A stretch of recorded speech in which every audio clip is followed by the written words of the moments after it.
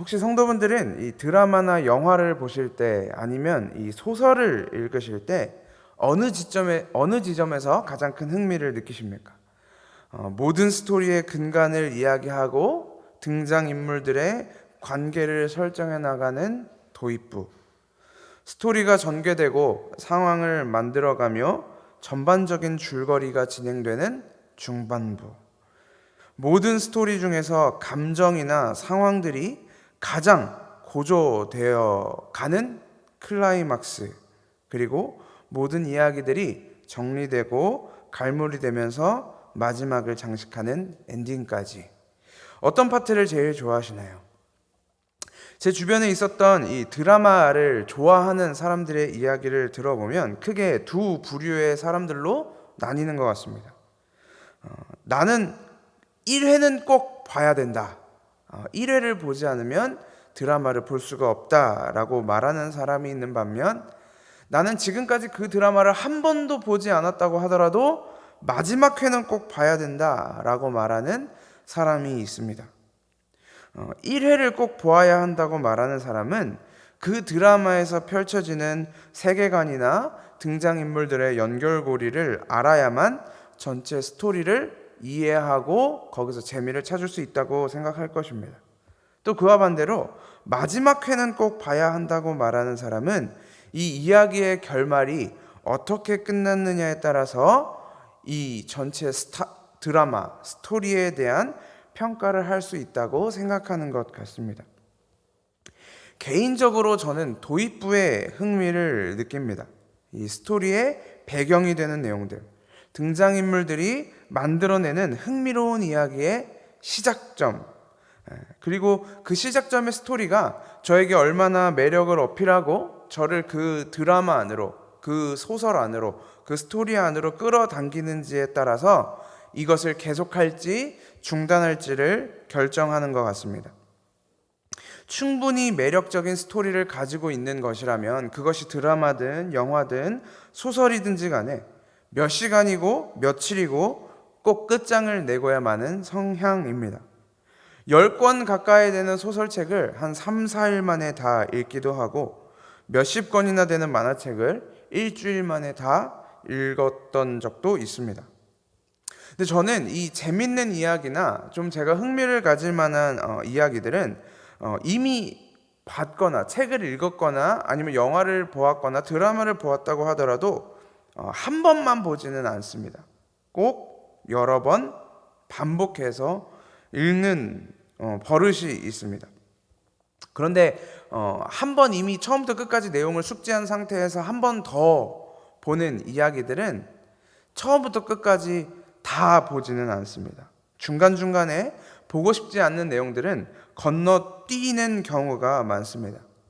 제가 이 건너뛰게 될 때, 중간 내용을 건너뛸 때 어떤 내용을 주로 건너뛰냐면 이 전체 스토리 안에 등장하는 등장인물들 사이에 예기치 못한 갈등이 생기는 부분들입니다. 이런 부분이 생기면 그 갈등과 이 부딪힘이 고조로 가는 클라이막스에 도달하는 그런 부분들은 저는 잘 넘겨버립니다. 이미 한번 본 내용들이기 때문에 이 갈등이 왜 생기는 것이고 그 갈등이 어떤 오해들로 생기는 것이고 어떤 상황들이 이 갈등을 야기하고 있는지 뻔히 알고 또 그 후에 어떻게 결론이 나는지까지도 알고 있지만 그럼에도 저는 그 부분을 별로 보고 싶지 않습니다. 그 갈등의 결과가 아무리 좋게 마무리가 된다고 하더라도 그 갈등을 사람들 간의 갈등을 상황 사이의 갈등을 바라보는 저의 마음이 썩 내키지 않을 때가 많습니다. 그래서 한번 봤던 스토리를 다시 볼 때는 재방송을 볼 때는 이런 장면들을 넘겨버리는 경우가 대다수입니다. 그런 갈등들이 고조되는 부분을 스킵하면서 넘겨 읽으면서 저는 자주 이렇게 생각했습니다. 작가가 왜 굳이 이런 장면을 넣었을까? 왜 이런 스토리를 삽입했어야만 하는가? 그냥 모두가 다 즐겁고 행복한 과정을 거쳐서 행복한 결론으로 끝이 난다면 얼마나 좋았을까? 왜 등장인물들을 굳이 서로 오해하게 만들고 갈등하게 만들면서 서로가 의도치 않게 아파해야 하고 슬퍼해야만 하는 것일까? 내 마음은 그렇지 않으면서도 상대방에게 상처를 주고 또 상처를 받는 그런 스토리를 왜 굳이 넣어야만 했을까라는 불만이 생겼습니다. 그 뒤에 이 모든 갈등들이 잘 마무리된다고 하더라도 그 장면을 마주하는 것이 저에게는 어려운 일입니다. 제가 이런 내용들을 마주하기 어려운 이유는 어쩌면 그런 모습들이 사람들 사이에, 상황들 사이에 갈등이 일어나는 것이 우리의 현실과 너무나도 흡사하기 때문인지도 모릅니다. 함께 예배하는 성도분들의 이 평균 연령대에 비해 제가 연소하고 경험도 부족하지만 그렇기 때문에 감히 인생에 대해서 평가하는 것이 죄송한 일이지만 우리의 인생은 언제나 탄탄대로를 걷지는 않는 것 같습니다.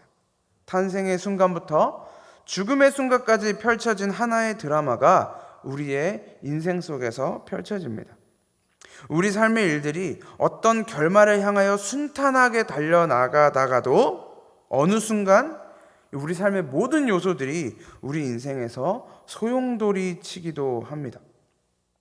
작가는 스토리에 왜 굳이 이런 장면을 넣은 거지? 라는 불만이 생기는 것과 마찬가지로 우리 삶에서 필연적으로 생길 수밖에 없는 고조와 갈등의 장면들이 등장하게 됩니다. 저는 그 모습을 마주하는 것이 너무나 어렵습니다. 혹시 성도분들은 어떠신가요? 여러분들의 삶 속에 다가오는 이 갈등과 고조의 순간들을 어떤 방식으로 마주하고 계신가요? 그저 덤덤하게 이러한 순간들도 그저 내 삶의 작은 한 부분일 뿐이라고 생각하면서 넘어가시나요? 아니면 저와 같이 왜 이런 장면이 내 인생에 등장해야 하는가? 왜 이런 갈등이 인생이라는 드라마에 놓여 있어야 되는가라고 탄식하시나요? 아니면 아무 관심도 없으신가요? 우리 인생이라는 드라마는 사실 아직 끝을 보지 못했습니다. 아직 끝을 보지 않았기에 우리의 인생은 여전히 갈등하고 있을 것입니다. 여전히 다양한 상황들과 이야기들이 나라는 등장인물에게 주어지고 우리는 그 문제를 마주하고 헤쳐나가야만 합니다.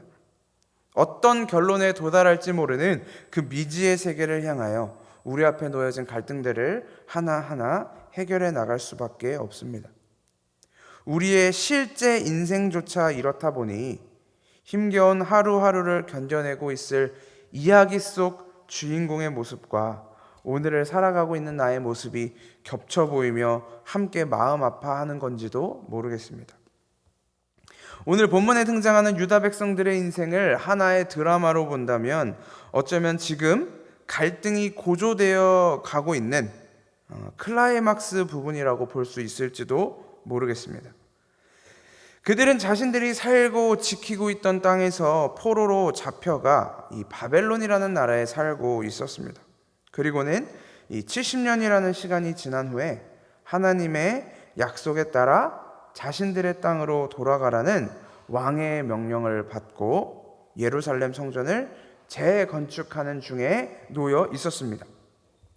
우리가 이 뒤의 이야기를 알지 못했다면, 우리가 성경의 독자로서 이 내용을 읽고 있는 것이 아니라 우리가 그 안에서 성전을 건축하고 있는 이스라엘 백성들 중에 하나였다면 침략과 멸망, 포로 생활이라는 클라이막스를 넘어 고향으로의 귀환이라는 해피엔딩으로 마무리될 수 있었을 것이라는 기대를 가졌을 것입니다. 비록 그들이 포로 생활로 잡혀가서 그곳에서 말로 설명할 수 없는 고난을 경험했겠지만 하나님의 약속을 따라 그들의 고향으로 돌아왔다는 그 감격을 만끽하면서 끝나는 한편의 스토리였을 수도 있습니다. 그런데 사실 그들의 고난이 거기서 끝나지 않습니다. 이 한창 고조되었던 클라이막스 부분에서 모든 갈등과 문제들이 해결되며 끝날 것 같았던 이 드라마는 다시 한번 갈등의 골로, 이 고난의 길로 접어들게 됩니다. 유다 백성들이 자신들의 땅으로 돌아와서 성전을 짓고 있는데 그들의 대적들이라고 설명하고 있는 어떤 부류의 사람들이 와서 그들에게 제안을 합니다. 자신들도 아시리아 왕에 의해서 이곳에 오게 된 이후로는 하나님을 섬겼다. 그들과 마찬가지로, 유대 백성들과 마찬가지로 하나님을 섬겼다. 그러니 성전을 짓는 일에 우리도 동참하게 해달라는 요청을 하는 모습이 등장합니다. 만약에 그럴 리는 없겠지만 제가 성전을 건축하는 일의 담당자였다면, 제가 그 성전 건축을 도맡아서 하는 책임지는 책임자였다면 인간적인 마음으로 저는 그들을 성전 건축하는 일에 동참시켰을 것 같습니다. 물론 이 인간적인 마음으로 판단했을 때를 이야기하는 것입니다. 왜냐하면 그 당시에는 일손도 많이 부족했을 것입니다. 그리고 원래 무언가를 만들 때 특히 거대한 프로젝트를 할 때는 사람이 많으면 많을수록 좋습니다. 의견을 모으고 의견을 조율하는 일에 사람이 많으면 배가 산으로 간다, 사공이 많으면 배가 산으로 간다라는 이야기를 하기는 하지만 이 건물을 짓고 돌을 쌓고 단순한 사람의 노동이 많이 필요한 일에는 사람이 많으면 많을수록 훨씬 더 수월해질 가능성이 높습니다. 일꾼을 한 명이라도 더 늘리는 것이 잘못된 선택처럼 보이지는 않습니다. 그래서 제가 만약에 성전 재건축의 책임자였다면 그들에게 어떠한 일정한 조건을 내걸고 대신 간섭하지 마라, 결정에 참여하라고 하지 마라, 단순히 너희는 노동력만 빌려줘라 라는 어떤 조건을 내걸고 그들을 참여시켰을 것 같습니다. 그런데 성경에 등장하는 유다 백성들, 스룹바벨과 예수아와 그리고 이스라엘의 족장들은 그들의 요청을 거절합니다. 그들이 자발적인 마음으로 도와주겠다라고 말했던 그 도움을 거절합니다. 이 성전을 건축하는 일은 자신들의 이름으로 자기들끼리만 마무리하겠다고 이야기합니다. 건축을 돕겠다라고 말하는 그들의 제안도, 그리고 그들의 도움을 거절할 수밖에 없었던 이스라엘의 지도자들의 입장도 모두 이해할 만합니다. 이 성전 건축이라는 것이 그들에게 있어서는 단순한 건물을 다시 짓는 일이 아닌 자신들의 하나님의 백성으로서의 정체성을 회복하는 일이었을 것이기 때문입니다. 이런 일은 우리의 삶에서도 흔하게 발생할 수 있습니다. 누군가가 도움을 요청하고 혹은 제안을 하고 우리는 거절해야 하는 그런 일들 말이죠.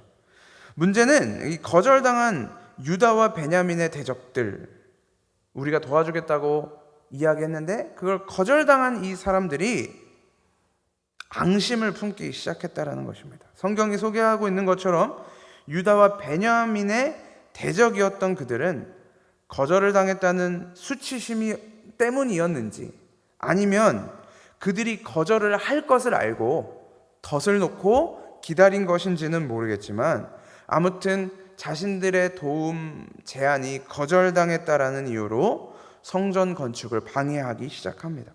그 성전 짓는 것이 뭐라고?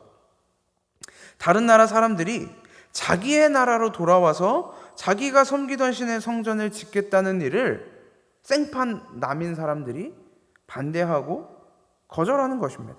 방해를 하는 것입니다. 그것을 방해하기 위해 관리들에게 뇌물까지 줍니다.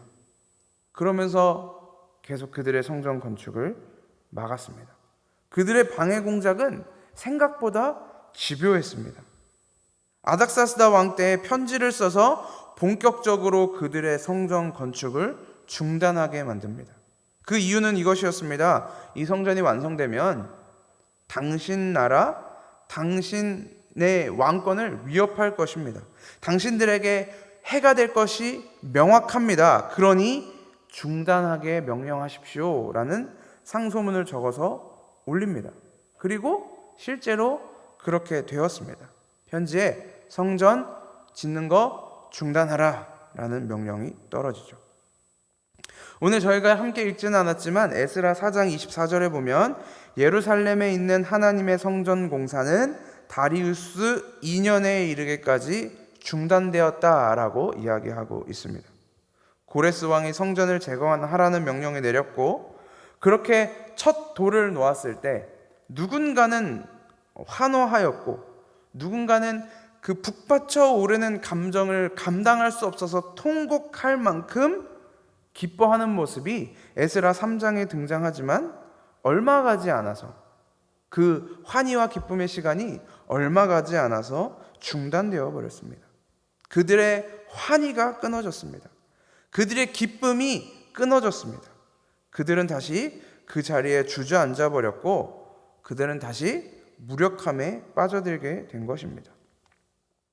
소설이나 드라마에 등장하는 그 갈등의 구조, 클라이막스에 도달한 것처럼 이스라엘 백성들의 성전 건축 또한 이런 상황에 직면하게 된 것입니다. 이런 상황에서 저는 드라마를 보면서 작가에게 던졌던, 감독에게 던졌던 질문을 똑같이 던져보게 됩니다. 왜 굳이 이렇게 하셨을까? 왜 굳이 이스라엘 백성들 앞에, 유다 백성들 앞에 이런 전개가 이루어져야 하는가라는 질문입니다. 70년간의 포로 생활 이후에 시작된 그들의 귀환, 그리고 성전 건축, 그렇게 환희에 차고 기쁨에 찼던 순간이 왜 이렇게 중단되어야 하는 것입니까? 이것은 무엇을 의미하는 것입니까? 도대체 하나님은 왜 그들에게 귀환과 성전 재건축을 허락하셨다가도 이러한 방식으로, 이런 형식으로 중단을 시키셔야만 했던 것일까요? 성전 건축의 시작, 그리고 중단되는 이 상황 속에서 하나님이 유다의 백성들에게, 그리고 동시에 오늘 이 본문을 읽는 우리에게 전하시는 말씀은 무엇일까요? 하나님은 왜 대적들의 반대를 통해 성전 재건의 길을 중단시키시는 것일까요? 성경은 성전 건축이 다리우스가 다스린 지 2년에 이르기까지, 다스린 지 2년째 되기까지 중단되었다고 말합니다. 그 이야기는 무엇을 의미하냐면, 다리우스 왕이 다스린 지 2년이 지난 후에 다시 성전 건축이 시작되었다라는 것을 의미합니다. 이 성전이 다리우스 2년에 재건되기 시작하는데, 그 시작점에 아주 익숙한 이름이 하나 등장합니다. 바로 선지자 학개입니다. 이 선지자들의 말이 유다 백성들에게 임했고, 그들이 전한 여호와의 말씀을 힘입어 그들은 다시 성전을 재건축하기 시작했다고 에스라 5장은 이야기합니다. 그런데 에스라 5장을 아무리 살펴봐도 선지자들이 그들에게 하나님의 말씀을 전했다라는 내용 말고는 유다 백성들이 성전을 다시 재건축하기 시작한 어떤 동기부여를 찾을 수가 없습니다. 선지자들이 도대체 무슨 말을 했길래, 그들의 삶에 어떤 변화가 일어났길래, 그들이 어떤 이야기를 듣고 어떤 상황을 마주했길래 그들이 좌절해 있던 그 상태에서 다시 성전을 건축하기로 결정하는 단계까지 갈 수 있었을까? 그래서 우리는 학개 선지자를 통해 하나님이 어떤 말씀을 전하셨는지를 찾아보아야 할 것 같습니다. 학개 선지자의 글은 장수로 2장 분량밖에, 학개 1장과 2장까지밖에 없기 때문에 이 2장 분량밖에 되지는 않지만, 그 학개 선지자의 모든 글은 성전을 재건축하려고 했던 유다 백성들을 향한 이야기입니다. 그들을 위로하고 그들을 회복시키고 있는 내용들로 가득 차 있습니다. 하나님의 말씀은 이렇게 시작합니다. 성전이 이렇게 무너져 있는데 지금이 너희만 잘 꾸민 집에서 살고 있을 때란 말이냐? 라는 말씀으로 지금 좌절해 있고 절망해 있는 유대 백성들을 일으켜 세웁니다. 아마 성전 건축이 중단됐던 그 시기에도 이들은 자신들이 살고 자신들이 지내야 할 집은 잘 꾸미고 살았던 모양입니다. 하나님을 향한 원대한 꿈을 가지고 그들은 길을 떠났었지만, 하나님의 영광이 임했던, 하나님의 임재가 있었던 그 성전을 다시 아름답게 재건하자라는 꿈을 가지고 자신들의 고향 땅으로 돌아왔는지 모르지만 자기들 앞에 놓인 현실의 문제들에 부딪히면서 그 자리에 안주해버리고 만 것입니다. 이 이야기들, 이런 스토리들, 어디서 자주 듣던 이야기의 흐름처럼 보이시지 않나요? 우리는 성경의 여러 인물들을 통해 이런 일들이 반복되는 것을 발견할 수 있습니다. 하나님의 말씀을 따라 고향과 친척과 아버지의 집을 떠났던 아브라함은 자기의 고향을 떠나 하나님이 보여주실 땅으로 가다가 아직 도착하지도 않았는데 하란이라는 땅에 머물러 거기서 지체하기도 합니다. 거기서 안주해버리는 것이죠. 야곱은 라반의 집에서 수십 년이나 머물다가 눌러 앉아버립니다.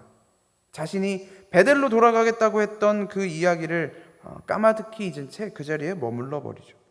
모세를 통해 인도함을 받았던 이스라엘 백성들도 약속의 땅으로 가기까지 광야에서 지체하게 만드십니다. 그러나 우리가 이 아브라함의 이야기, 야곱의 이야기, 그리고 이스라엘 백성들의 이야기를 통해서 발견할 수 있는 것은 하나님께서 그 믿음의 조상들을 그 지체하는 자리 가운데, 그 안주하고 있던 자리에 영원히 머물게 하지 않으셨다라는 것입니다.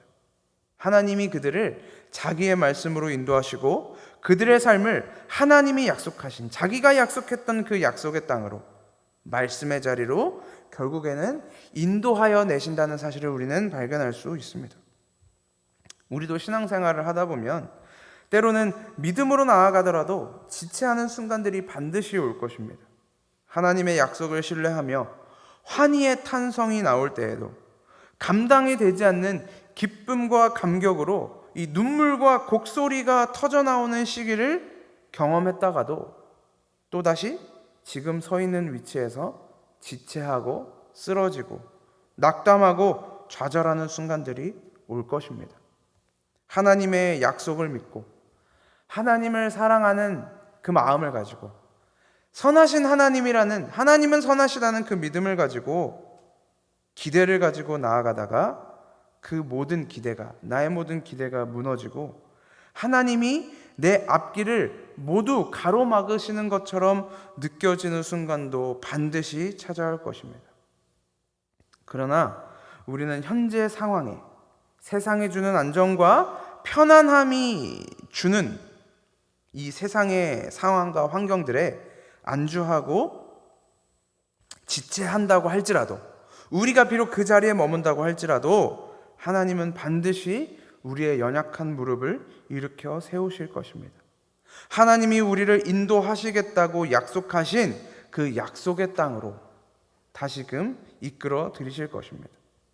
학개에게 임한 하나님의 말씀이 그 자리에 안주하고 머물러 있던 유다 백성들을 일으켰던 것처럼 오늘도 하나님의 말씀이 우리를 다시 일으키실 것입니다. 더 나아가 건축이 중단된 성전을 향한 하나님의 원대한 그림, 이 성전이 어떻게 세워져야 하고 이 성전이 유다 백성들에게, 그리고 그 자리에는 함께 하지 않았지만 곧 함께하게 될 이방 민족들에게 어떤 의미로 세워지는지 하나님은 인간의 기대보다 더 원대한 그림을 그리고 계셨습니다. 유다 백성들이 생각했던, 유다 백성들이 기대했던 그 다윗의 시대, 솔로몬의 시대에 있었던 영광보다 더 찬란하고 더 영광스러운 날이 하나님의 계획 가운데는 있었다라는 것입니다. 차원이 다른 새로운 영광이었습니다. 하나님은 학개 선지자를 통해 2장 9절에서 이렇게 약속하십니다. 그 옛날 찬란한 그 성전보다는 지금 짓는 이 성전이 더욱 찬란하게 될 것이다. 나 만군의 주가 말한다. 내가 바로 이곳에 평화가 깃들게 하겠다. 나 만군의 주의 말이다. 지금 유다 백성들이 다시 짓는 이 성전은 예전에 있었던 성전보다 더욱 찬란할 것이며 그 성전 안에 진정한 평화가 깃들게 될 것입니다. 이것이 하나님의 약속이었습니다. 다시금 유다 백성들을, 세상에 안주하고 절망하고 좌절하고 있었던 하나님의 백성들을 다시금 일으켜 세우셨던 약속이었습니다. 하나님의 결심이었고 결단이었습니다. 하나님이 약속하셨기 때문에 이 약속은 반드시 성취될 것입니다. 이 약속은 무너지지 않을 것입니다. 하나님의 이 성전을 향한 약속이 어떻게 완성되었습니까? 무엇으로 완성되었습니까? 바로 이 땅에 성전으로 오신 예수 그리스도를 통해 완성된 것입니다. 실제로는 포로 귀환 후에 지어졌던 이 수룹바벨 성전이 이미 역사 속으로 사라져 버렸습니다. 이 거물로서의 성전은 이미 무너져 내렸습니다. 예루살렘에 침략한 군사들과 병사들에 의해 돌 위에 돌 하나도 남지 않고 모두 무너져 내렸습니다. 그 성전의 영광을 도무지 찾아볼 수가 없습니다. 만약 학개에서 2장 9절에서 약속하셨던 이 하나님의 약속이 찬란한 성전이 될 것이다, 그리고 이 성전에 평화가 깃들 것이다 라는 이 약속이 건물로서의 성전을 의미하는 것이었다면 하나님의 약속은 실패한 것입니다. 하나님은 그 약속을 지켜내지 못한 것입니다. 하지만 그렇지 않습니다. 하나님의 약속은 실패할 수 없습니다. 하나님의 언약은 성취되지 않을 수가 없습니다. 예수님은 요한복음에서 분명하게 말씀하셨습니다. 너희가 이 성전을 헐라 내가 사흘 만에 일으키리라. 그것은 성전된 자신의 육체를 가리켜 하신 말씀이다 라고 성경은 증언하고 있습니다. 유다 백성들은 여전히 솔로몬 왕이 지었던 그 찬란한 성전, 수많은 사람들이 바라보고 감탄했던 그 시절을 꿈꿨습니다. 이방 나라에서도 솔로몬을 찬양하기 위해서 이 예루살렘 성전으로 다가왔던 그날을 꿈꾸고 있었습니다. 그것이 그들의 소망이었고 그들의 기대였습니다. 그런데 하나님의 관심은 거기에 있지 않았습니다.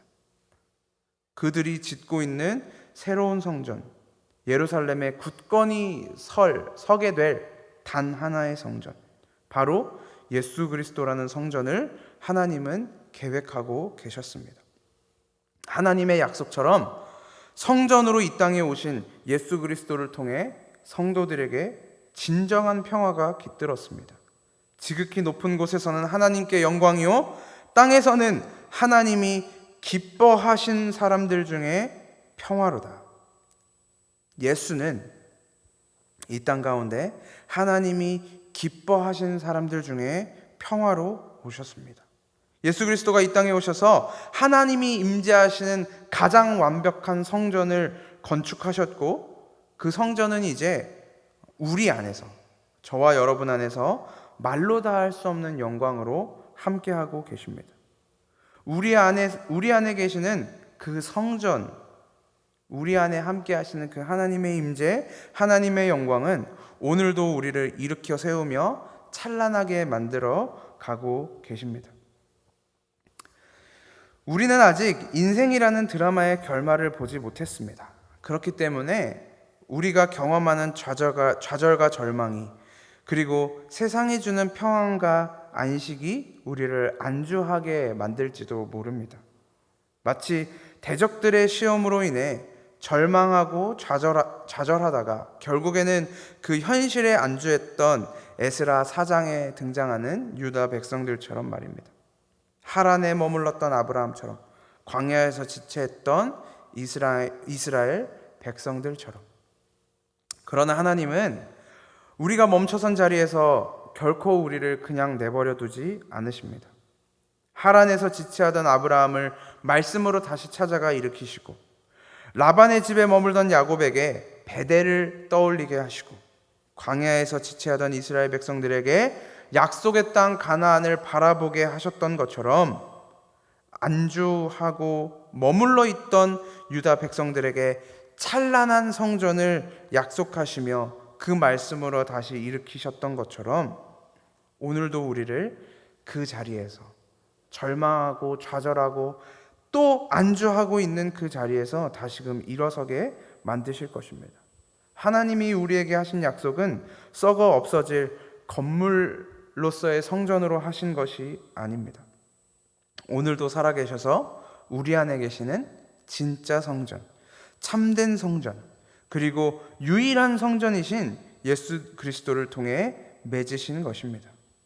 그렇기에 우리 삶에 나타나게 될, 반드시 등장하게 될 그 갈등과 고조의 클라이막스도 우리는 견뎌낼 수 있는 것입니다.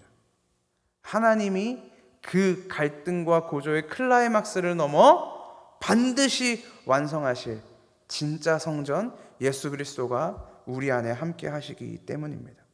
하나님이 만들어 가시는 우리 인생의 마지막 장면, 우리 인생이라는 드라마의 엔딩 장면을 반드시 기대하시기 바랍니다. 예수 그리스도로 완성되는 구원의 엔딩, 약속의 땅으로 반드시 이끌어 들이시는 그 해피엔딩을 꿈꾸시길 바랍니다. 우리의 발목을 붙잡는 이 삶의 여정들, 여전히 유다 백성들처럼 그 헛된 영광을 꿈꾸며 헛된 성공을 꿈꾸며 헛된 찬란함을 꿈꾸며 살아가는, 그것을 꿈꾸며 나아가는, 그래서 거기에 안주해버리는 인생이 아니라 하나님이 완성해 나가실 구원의 엔딩을 꿈꾸시며, 그렇게 우리 삶에 다가오는 갈등과 고조의 여정들을 털어버리시고 하나님이 완성하실 그 믿음을 바라보며 그 믿음으로 나아가시기를 예수님의 이름으로 축복합니다.